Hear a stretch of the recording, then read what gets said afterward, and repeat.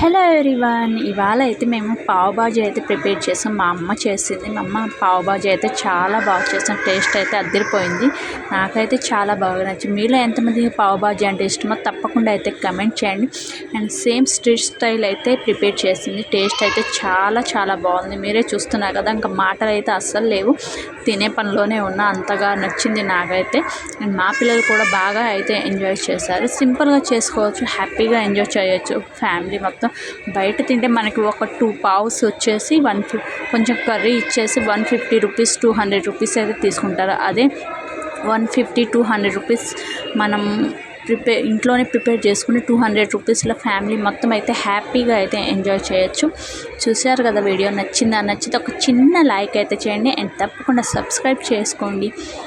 And pav bhaji మటుకు try చేయండి, మీకు నచ్చితే. చాలా బాగుంది టేస్ట్ అయితే.